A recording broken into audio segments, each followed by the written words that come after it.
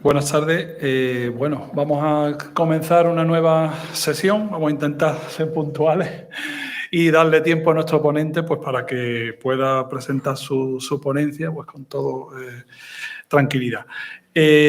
Comenzamos la sesión del patrimonio arqueológico, que es la que toca esta tarde, la tercera sesión. Y después, pues bueno, de las dos anteriores que la verdad que han sido muy provechosas y la verdad que nos han aportado un conocimiento de nuestro patrimonio pues mucho más extenso, ¿no? Yo creo que han sido bastante provechosas.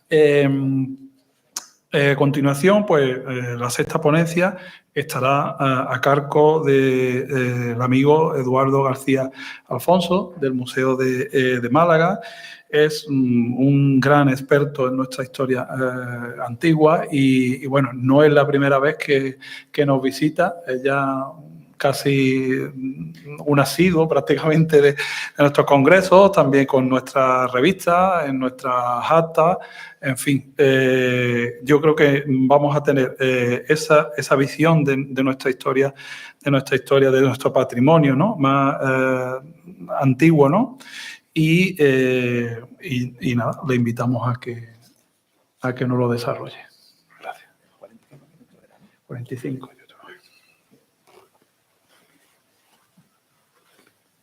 Buenas tardes, ¿se oye? Ahora sí. Bueno, pues buenas tardes. Agradecerles a todos que hayan venido, que estén aquí hasta ahora, que es un poco vespertina, ¿no? Después de comer.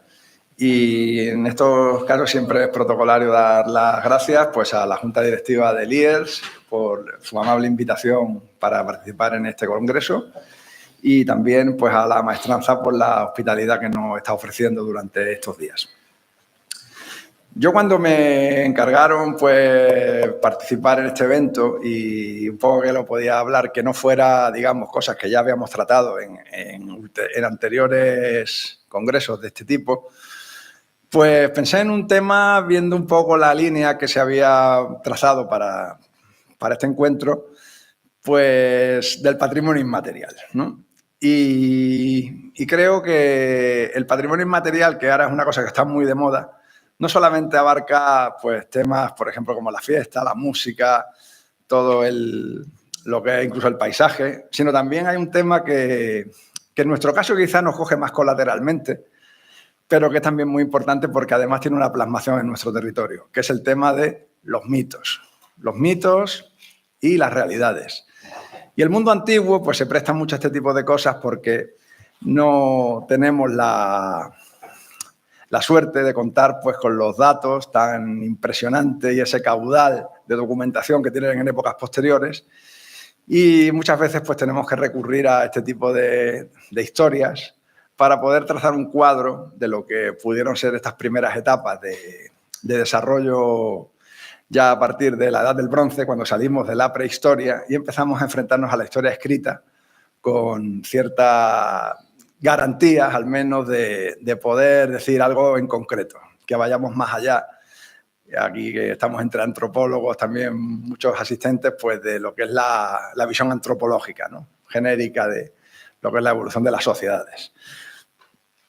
También en este sentido, pues claro, la Serranía de Ronda pues también puede disponer de un patrimonio mítico y donde se mezclan verdades a medias, consideraciones historiográficas y mitos puramente sensu estricto. Vale. Para empezar a hablar de los mitos, primero tenemos que ver de dónde podemos tirar, de qué elementos podemos tirar. Y siempre hay que, antes de hablar de cualquier tema mítico, hay que distinguir muy bien entre el cuento y el mito. Muchas veces parece que es lo mismo, pero no. Hay una diferencia fundamental. El cuento no tiene una ubicación geográfica precisa, sino que, bueno, es ubicuo, puede ser en cualquier sitio, en cualquier lugar, en cualquier cultura. El mito no, el mito tiene un emplazamiento territorial, se sitúa en un escenario geográfico concreto y en un momento concreto. Y a partir del mito, pues eso lo entendieron muy bien los antiguos historiadores griegos, ¿no? Empezando pues, por Decateo de Mileto, ¿no? En el siglo VI, cómo a partir del mito empieza a construirse la historia. Y bueno, para lo que nos afecta a nosotros en nuestro territorio, pues tendríamos, en primer lugar, qué tradición literaria tenemos. Desgraciadamente, la única conservada es la grecolatina, porque sin duda muchos de estos mitos que luego van a ser recogidos por estas fuentes debieron estar en fuentes documentales pues, de carácter sobre todo fenicio, que se han perdido, o incluso de carácter indígena, si realmente se llegó a desarrollar una literatura como tal en el mundo indígena, ¿no? Como contaba Estrabón, ¿no? En su famoso pasaje donde decía que los turdetanos tienen leyes de más de 6.000 años, ¿no? Es decir, que eso, bueno, también es una exageración típica de la historiografía antigua. Entonces, a partir de ahí, pues tenemos digamos, esa tradición. Y claro, para centrarnos en nuestro territorio, pues tenemos una serie de autores que le he puesto yo ahí, ¿no? Partiendo desde Avieno. Efectivamente, Avieno lo vamos a citar mucho, porque Avieno es un señor que ha vivido un nuevo revival después de muchos años de ser denostado, ¿no? de ser ensalzado, ¿no? Por nuestro gran antecesor Adolf Schulten, ¿no? Quizá un tanto exagerado.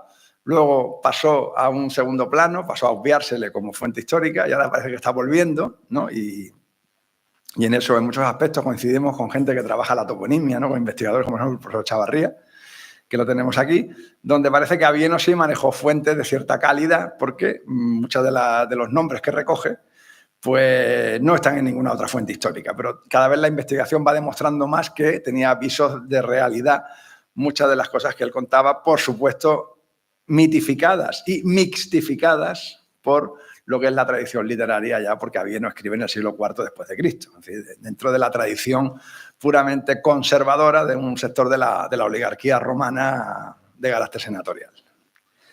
Entonces, pues el mito, digamos, parte de estos elementos y se desarrolla en un territorio.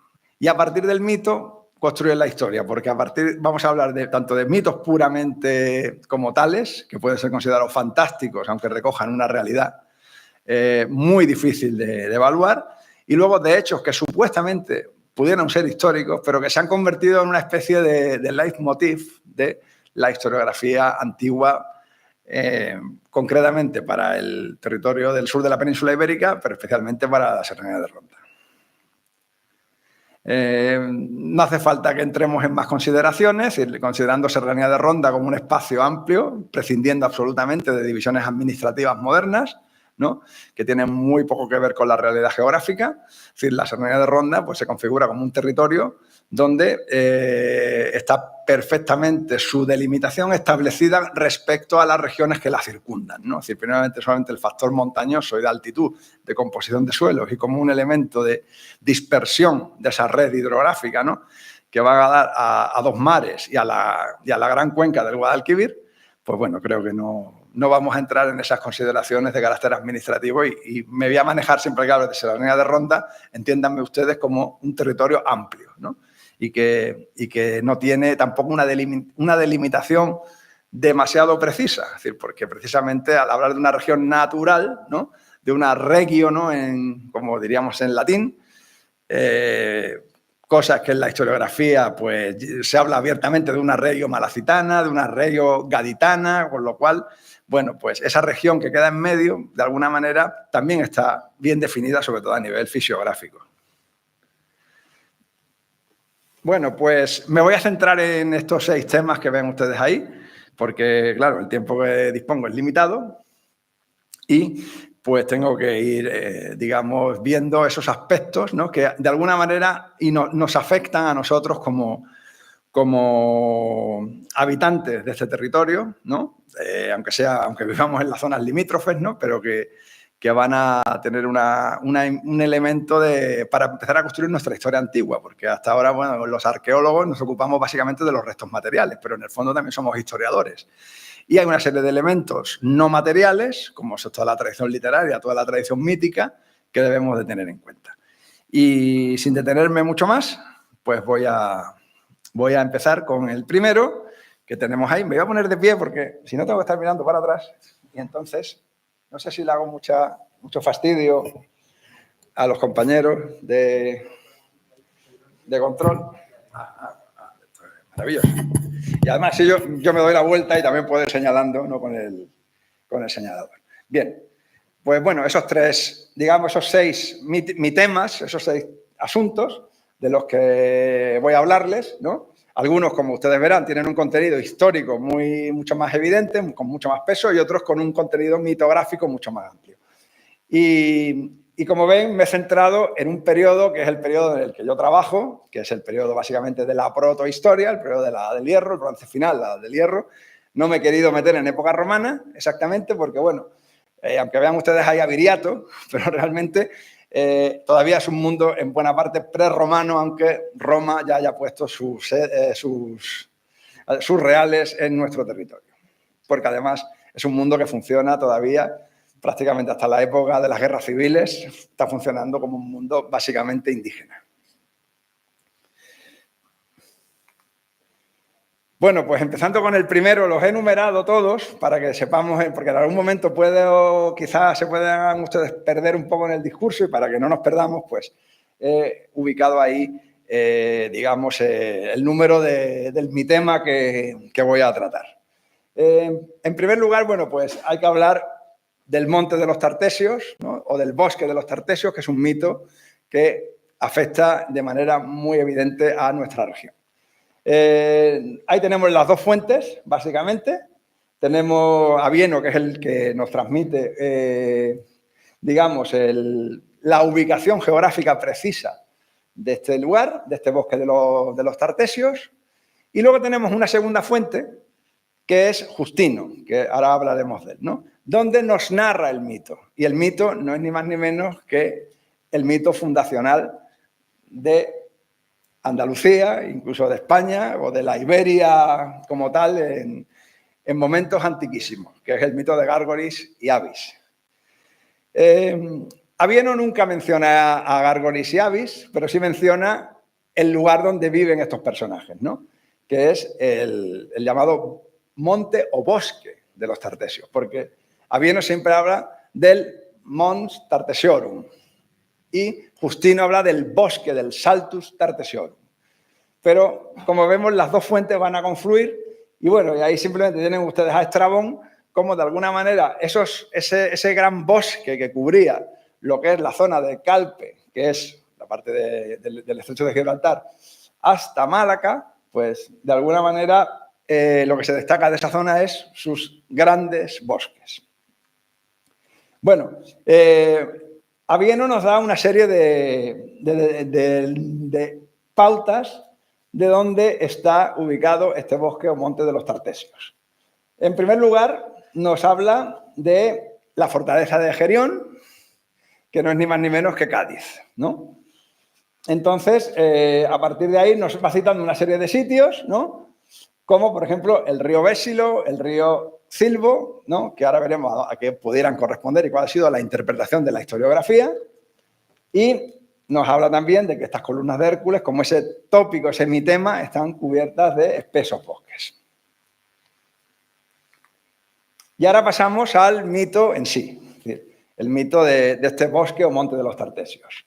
Como les comentaba, Justino siempre nos habla de bosque, frente a Avieno, que nos habla de monte.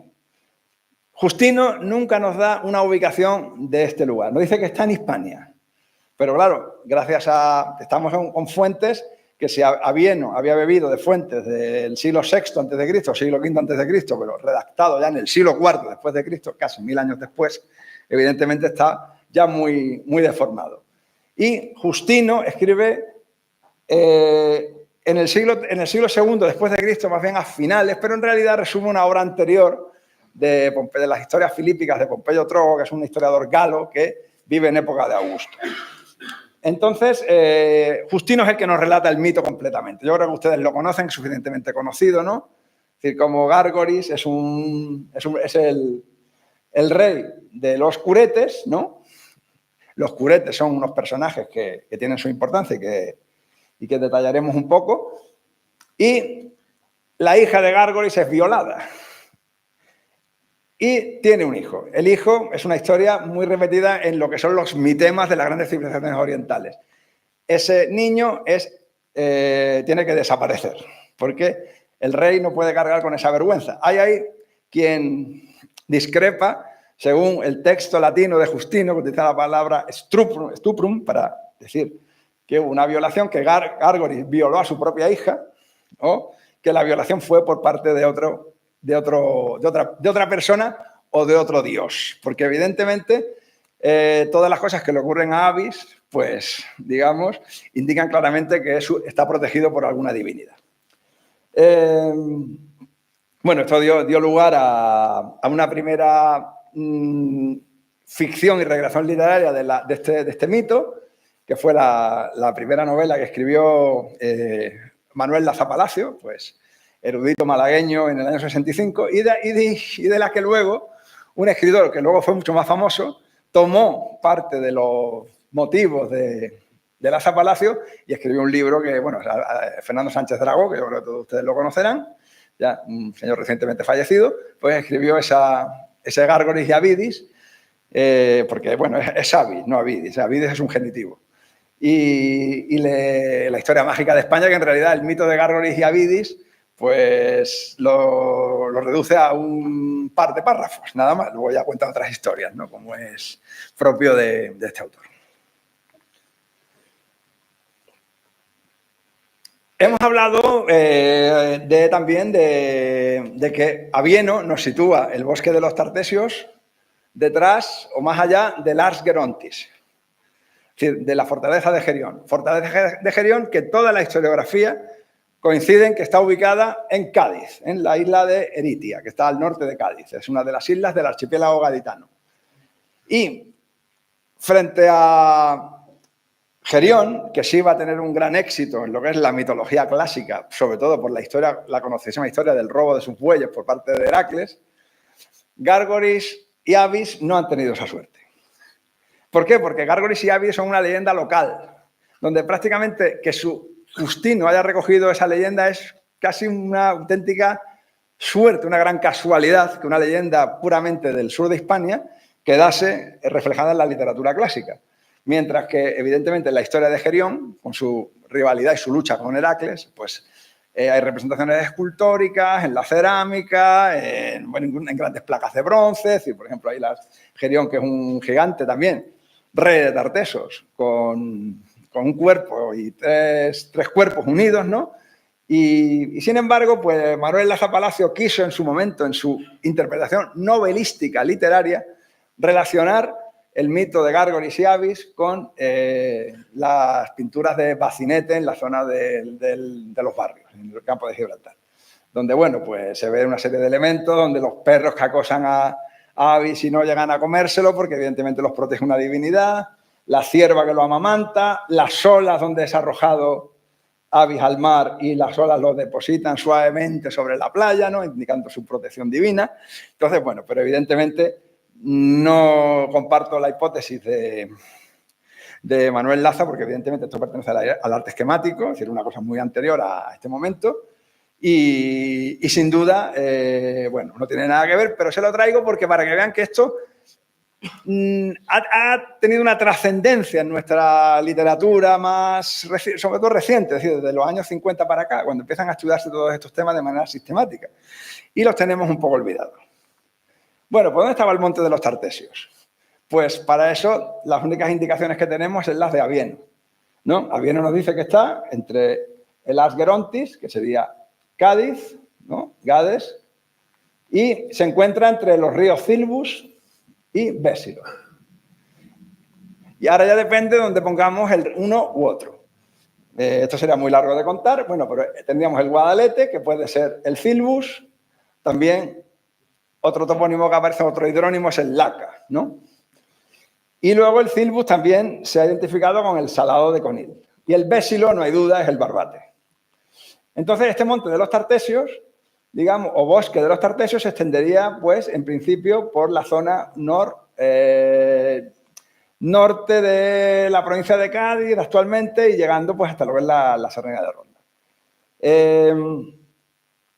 La mención de los curetes en el texto de Justino, que antes les hablé, los curetes son unos sacerdotes que protegen a Zeus cuando es ocultado de la vista de su padre Cronos.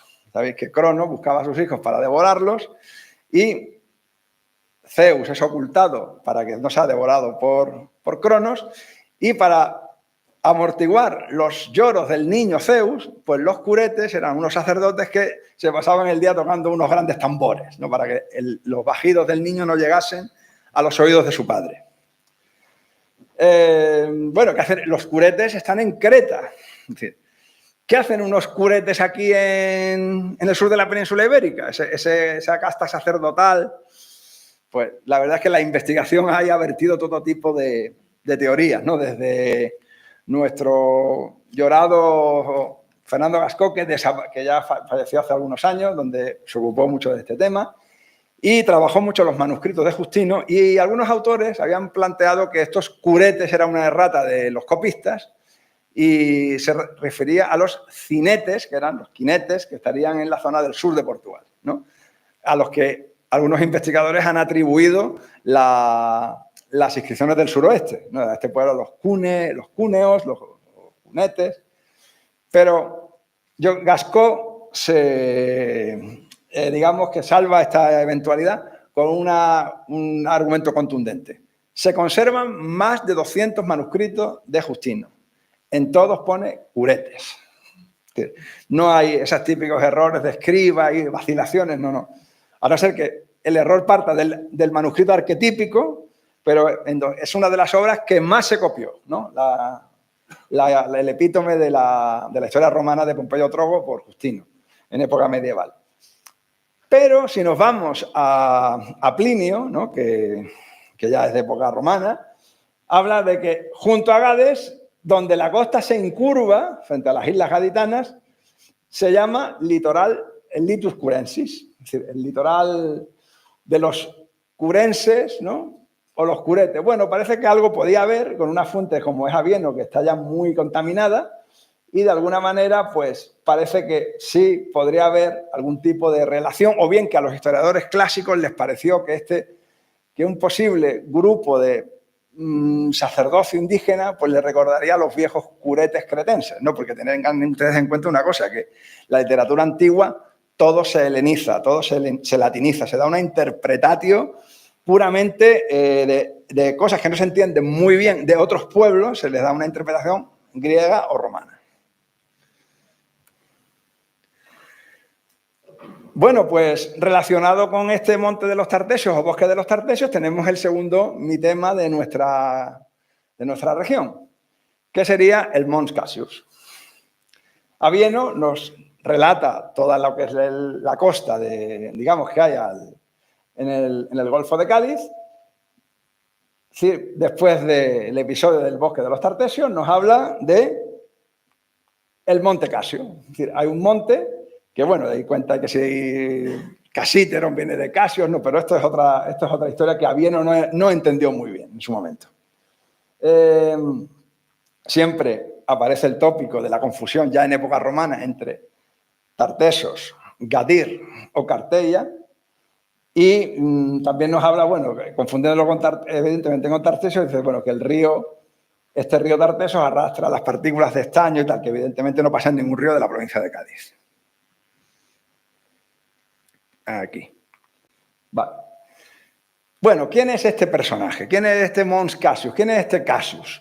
Bueno, pues Cassius no es ni más ni menos que una divinidad fenicia. Es decir, porque Baal, digamos, es el principal dios fenicio. Baal, Melkart es un Baal, Melkart es Baal Sur, es decir, señor de Tiro, Baal es señor. Y el principal centro del culto de Baal se daba en este monte, en esta montaña que está entre las fronteras de Siria y Turquía. Es el Jebel Akra, que está, bueno, aquí estaría el río Orontes, en esta llanura. El río Orontes desemboca aquí, donde un poquito más para arriba estaba la ciudad de Antioquía, y en esta montaña, pues, digamos, recibía culto y se consideraba la residencia de ese Baal Safón, o dios de la montaña del norte, porque a partir de aquí empieza Fenicia, hacia el sur. Entonces, es una montaña que alcanza más de casi 2.000 metros, no llega a 2.000 metros, ¿no? Pero está muy cerca del mar. Y ese Baal Safón, es decir, ese señor del norte, ese Baal-Hassi, que es otro de los epítetos que recibe Baal, los griegos lo van a transformar en Baal-Casion. Y evidentemente Baal como principal divinidad fenicia, inmediatamente el sincretismo se produce con la divinidad principal griega, que es Zeus. Entonces, Zeus Casios. ¿Quién es Zeus Casios? Bueno, pues Zeus Casios es el dios que protege a los navegantes de las tormentas y al mismo tiempo concita las tormentas. Por eso en muchas anclas, tanto griegas como romanas, pues aparece dedicadas a este Zeus, Zeus Casio. Bueno, aquí tenemos Zeus Cas, ¿no? Aquí lo tenemos en griego, aquí lo tenemos también en griego, Casio, Iovi, es decir, latín, Júpiter Casio, y se representa en el gran santuario que hay en Dodona, en el Epiro, pues como el dios que lanza los rayos, ¿no? Esa estampa típicamente... De hecho, hay quien ha dicho que Zeus Casios puede venir de Zeus Kerafnos, ¿no? Es decir, el dios que lanza rayos, ¿no? ¿Dónde hay montes Casios en el Mediterráneo? ¿Dónde se citan montes Casios? Es decir, Zeus Casio recibe culto en distintos lugares, pero en templos urbanos o templos portuarios. Sin embargo, como montañas, hay 3 en el Mediterráneo y 3 muy significativas. Tenemos el Jebel Akra, que sería el primer lugar donde es más antiguo, de las fuentes más antiguas, sobre todo las ugaríticas, ya en el segundo milenio antes de Cristo, están hablando del culto de Baal Safón, en esta montaña, y justo al sur tenemos otra montaña más o menos aislada, que en realidad es una gran duna, es decir, que destaca mucho sobre un litoral completamente llano, como es el delta del Nilo. Y aquí está el lago Bardawil, que es una laguna litoral cerrada por un cordón de duna. Hay una gran duna que recibe el nombre de Beis al-Kals y que es el Mont Cassius de Egipto, que aparece en muchísimos textos antiguos, donde también recibe culto esa divinidad. El siguiente Mons Cassius que se cita en el Mediterráneo se sitúa inequívocamente en el sur de la península ibérica, en esa referencia de Avieno que les comentaba. Se trata de una montaña aislada que se ve a cierta distancia desde el mar, que puede ser un reflejo para los un reclamo para los navegantes y, bueno, pues donde se concita de alguna manera esa divinidad que atrae las tormentas. ¿Cuál es la hipótesis de trabajo que maneja la investigación? Pues que el Mons Cassius, y bueno, desde la época de Schulten, cuando se hizo la primera edición de la obra marítima de Avieno y se tradujo al castellano y se hizo la exégesis del texto latino, pues la investigación ha planteado que el Mons Cassius de Hispania sería la Sierra del Pinar, es decir, en nuestra zona. Es decir, esta sería una vista de la Sierra del Pinar desde la zona de Bornos, ¿no? Aquí se ve como hay una gran montaña, es decir, que es esta la Sierra del Pinar, el Cerro de Torreón, más de 1.600 metros de altitud, y que destaca sobremanera sobre el resto del resto de lo que es las alineaciones montañosas de la zona occidental de la Serranía de Ronda. Y bueno, en realidad la Sierra del Pinar, desde Cádiz, yo lo he visto muchas veces porque he trabajado en Cádiz 6 años, se ve perfectamente, es decir, como si estuviera uno en el mar, la elevación que destaca sobre todo lo que es digamos, la vista que hay desde la bahía de Cádiz es la Sierra del Pinar. Y para un navegante sería un excelente punto donde acercarse, donde tenerlo como referencia para entrar en la bahía de Cádiz. Desgraciadamente, las de centenar de veces que he pasado con mi coche viendo aquello, nunca me he parado a hacer una foto. Pero vamos, ya la próxima vez que vaya a Cádiz lo tengo que hacer. Si hace un día claro, evidentemente. Otro de los mitos que afectan a nuestra comarca, a nuestra región, pues el camino entre Málaga y Tartesos. Es decir, bueno, también lo recoge Avieno. Es decir, esta mañana hemos hablado de caminos, de rutas, de esos caminos naturales, de esas veredas. Y en la obra marítima, digamos, sería la primera mención en la historiografía que se refiere a la península ibérica de esas rutas terrestres. Y hay 2, una que va desde Tartesos o del litoral de los Tartesios, que ubican el Atlántico, hasta el estuario del Tajo, y una segunda que pasa desde el puerto de Málaga hacia ese litoral de los Tartesios. Y aquí tendríamos, pues, digamos, esas dos rutas plasmadas en el mapa. Siempre se ha barajado que ese camino, esa ruta, pues utilizando esas veredas y esos caminos naturales, que son muchos de ellos antiquísimos, esas vías pecuarias, muchas de ellas todavía aparecen en los mapas, pues iría atravesando pues, la comarca de la Serranía de Ronda, hasta, digamos, ubicarse en la zona de ese litoral de los Tartesios, ¿no? Ubicado de una manera un tanto indefinida en esa zona atlántica. La investigación ha tomado, evidentemente, estos temas y ha planteado, pues, por ejemplo, a raíz de los trabajos que se hicieron en Acinipo, en los años 80, por parte del equipo de la Universidad de Granada, que esa ruta, pues, atravesaría la zona norte de la Serranía de Ronda para llegar a la vertiente atlántica desde el puerto de Málaga. Y se ha barajado que, bueno, que servía como ruta alternativa cuando los temporales en el estrecho impedían la navegación. Eso lo defendió en su momento María Eugenia Huet, la directora de mi tesis. Yo no estoy muy de acuerdo con eso porque, bueno, los temporales duran poco, pero las rutas terrestres son mucho más complicadas. Pero lo que sí vemos es que estos caminos naturales, antes de esta mañana se ha mencionado el puente del Obispo, ¿no? El Río Grande, ¿no? Y me he acordado de esto. Es decir, que evidentemente el Río Grande es un lugar destacado y no sé por qué no ha salido aquí. Ah, sí. Vale. Donde hay una serie de puntos de paso obligatorios para llegar hacia la vertiente atlántica, evidentemente atravesando la Serranía de Ronda. Porque además, esta mañana también ha comentado, creo que el profesor Llorente ha comentado que siempre se busca el camino más recto, ¿no? Es decir, para ir desde Tolox a Ronda, pues aunque el relieve sea complicado, si la zona es más o menos transitable, se busca siempre el camino más recto porque evidentemente no había máquinas, no había coches ni ferrocarril y bueno, había que intentar sumar el menor tiempo posible en hacer cualquier recorrido. Y a lo largo de esta ruta, pues tenemos, por ejemplo, una serie de hallazgos de época protohistórica del Bronce final, como puede ser el tesoro de Jorox, ¿no? Que es un sitio de paso de una de estas vías naturales, que da acceso desde el Valle del Guadalhorce hacia Junquera, donde, bueno, pues en una de estas cuevas que hay allí, pues apareció este tesorillo, que, bueno, solamente hay 3 piezas, no tenía en ese momento una foto mejor, pero es un tesorillo pues, que está en el Museo de Málaga, todos ustedes lo pueden ver. Y este tipo de hallazgos áureos se vincula ya en esta época del Bronce final, inicios del Hierro, con esos lugares de paso donde, de alguna manera, pues, se hacen ocultaciones o ofrendas a determinadas divinidades, ¿no? Utilizando pues, esos caminos naturales, ¿no? Como ese que hay aquí, por si da el Puerto del Viento. De ahí se accedería a Acinipo, como comenta el equipo de la Universidad de Granada, un artículo, un trabajo publicado, que ya daré la referencia en la publicación, y defendiendo pues, esa posibilidad de esa ruta. El cuarto mi tema que tendríamos que también ha hecho correr ríos de tinta, y esto podría ser objeto de una única charla de 1 hora, es el tema de la presencia de los celtas en la península, en la Serranía de Ronda. ¿De dónde parte esta noticia? Pues esta noticia parte de Plinio.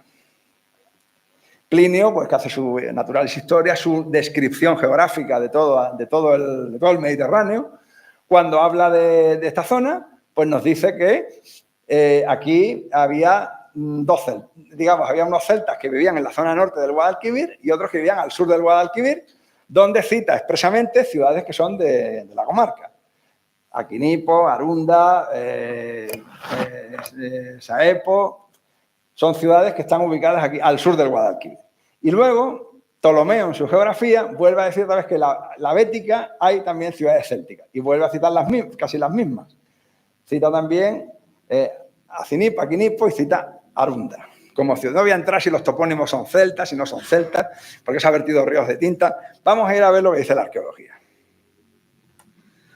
Cuando Plinio nos establece el mapa de los conventos jurídicos de la Bética, siempre ha llamado mucho la atención porque, digamos, el Conventus Hispalensis, ¿no? Que sería el que pertenecería la buena parte de la Serranía de Ronda, digamos, no se prolonga tanto hacia el sur. Porque pues, aquí podrían haber cerrado perfectamente Augusto cuando hace la delimitación conventual, ¿no? A principios del siglo I de la era, Sin embargo, establece que esto depende de la jurisdicción de Hispalis, incluyendo Aquinipo y Arunda. La historiografía española ha manejado pues, la hipótesis de que de que en esa historia de los celtas en el sur del Guadalquivir hay algo de cierto, porque el Conventus de Hispali reuniría primero a los celtas de la Beturia, que son los de esta zona de aquí del norte del Guadalquivir, entre el Guadalquivir y el Guadiana. Esta zona también sería céltica, que será la Beturia Túrdula, que dependería del Conventus de Córdoba, y incluye en el mismo Conventus pues, a la zona de Aquinipo Arunda con sus correligionarios del norte del Guadalquivir, digamos, para justificar que esa extraña delimitación del Conventus de Astigui y de Hispalis. ¿Qué nos dice la arqueología? Primeramente, la arqueología a nivel material no nos revela ningún elemento de tipo céltico o celtibérico en nuestra comarca. No hay ningún elemento que se pueda distinguir a nivel material de lo que es el mundo turbetano, de la campiña del Guadalquivir o del resto de lo que es la actual provincia de Málaga. Es más, las monedas, por ejemplo, las monedas, bueno, pues aquí tenemos las dos ciudades citadas como célticas, ¿no? Iptuqui, está aquí en Prado del Rey, y La Escuta, ¿no? Que estaría aquí a la cabecera del Barbate, en la zona de Alcalá de los Azules. Las otras ciudades que escriben también, emiten moneda en alfabeto fenicio, no son citadas como célticas. Hay quien ha dicho que en la Quipo se citan unos quinquevires, que, bueno, puede ser una magistratura de origen celta, que en la celtiberia hay algo parecido, pero vamos, los quinquevires están en casi todos los municipios romanos. No veo yo que eso tenga que ser nada céltico, en absoluto, sino pues, una magistratura romana al uso, ¿no? Entonces, no hay nada que arqueológicamente, y es más, aquí lo que nos muestra es que culturalmente el elemento dominante, y yo creo que de mañana a mañana el profesor Chavarría hablará de esto, es el elemento básicamente fenicio, es decir, un elemento, al menos como cultura dominante y como lengua vehicular y como lengua de prestigio sería el fenicio y nada que tenga que ver con lo céltico. Pero bueno, ahí están los topónimos, Arunda sobre todo, que parece que, bueno, puede ir a ser indoeuropeo, pero bueno, eso ya mañana pues se lo contará él. Y relacionado con este tema de los celtas, se ha buscado también la presencia de viriato en nuestra comarca. Presencia de viriato que no tiene absolutamente... que no tiene absolutamente ninguna base histórica, pero ninguna. A pesar de que todas las historias de España, todos los manuales repiten que hubo una batalla en la Cernea de Ronda donde Viriato pues, emboscó al pretor de la ulterior, a Betilio, y lo emboscó allí y, bueno, mató a 6.000 romanos. Los romanos salieron corriendo y luego él, en represalia, mató a aliados indígenas, sobre todo celtíberos, velos y titios, que habían venido con las tropas romanas, asesinó a 5.000 celtíberos. Y, bueno, pues todo esto se basa en simplemente estas citas básicamente de Apiano, que es un historiador ya del siglo II después de Cristo. Es griego, escribe en griego, pero en época romana. Y en la ciudad de Tríbola, o de Tribola, que no tiene ninguna localización, no hay ninguna ciudad que pueda significar esto, que tener una ubicación en nuestra comarca. Y luego esta última cita, dice aquí Carpesos, que dice al final, dice, los romanos una vez que son derrotados por Viriato, supuestamente en la Serranía de Ronda, pues huyen a esa ciudad de Carpesos y se refugian allí. Y dice ciudad marítima, que creo que antiguamente los griegos llamaron Tartesos, y en la que reinó Argantonio, del que dice haber llegado a los 150 años.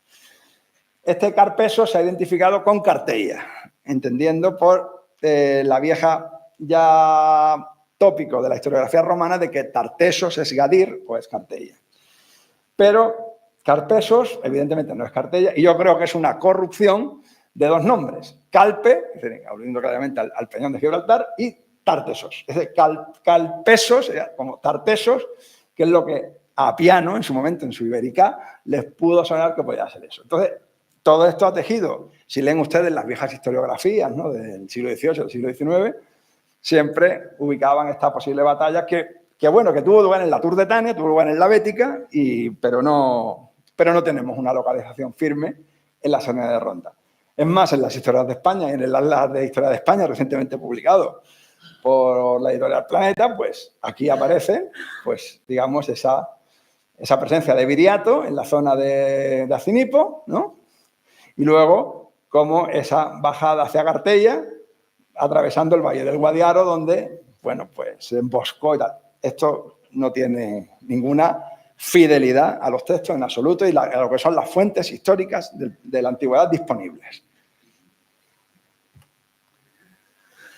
Entonces, bueno, pues lo único que se ha basado en la historiografía, pues en decir que Betilio, el pretor romano del anterior, que fue cercado por Viriato, se movía en torno a la zona de Urso y como se tuvo que desplazar hacia Cartella, se desplazaría por esta vía, que sería la vía que une Córdoba con Cartella, que atraviesa evidentemente el Valle del Guadiaro, ¿no? Entonces, bueno, esas son ya reconstrucciones historiográficas que realmente, si vamos a las fuentes originales, no aparece nada de eso, porque Tribola, que es la única referencia exacta que tenemos en el texto de Apiano, de momento no puede ser identificada con ninguna de las ciudades romanas o prerromanas que conocemos en la Sernina de Ronda. Y ya para terminar, pues llegamos al río Dorado, ¿no? Como empezaba un poco el título de la charla, del bosque de los Tartesios al río Dorado. Y con esto cerramos el círculo. De nuevo, Avieno es nuestra fuente y Avieno nos habla que después de Calpe, el río Chrysos, en griego, Chrysos, dorado, de oro, hecho de oro, desemboca en el profundo abismo. El único río que desemboca en esa zona es el Guadiaro, no puede ser otro río. Además, bueno, el Guadiaro, aparte de ser una instalación portuaria fenicia de primer nivel desde el siglo VIII a.C., pues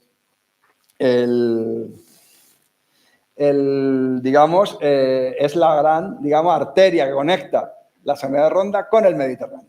Pero claro, la palabra dorado alude a un carácter de un río aurífero, ¿no? Era un río, digamos, donde hay una explotación de tipo bateo, de tipo de placeres fluviales de oro. Y bueno, yo creo que de esto no les voy a adelantar nada, pero el profesor Chavarría creo que mañana va a hablar de esto y nos va a contar algunas novedades. Pero yo también les voy a contar algunas novedades, aunque ya lo he dicho en otros trabajos.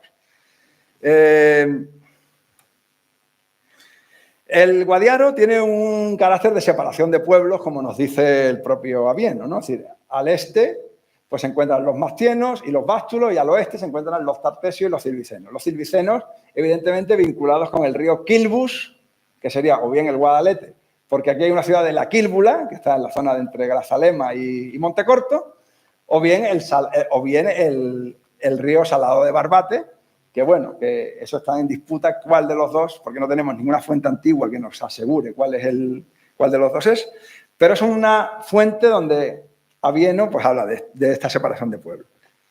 Luego, termino. Sí. No, voy a terminar ya.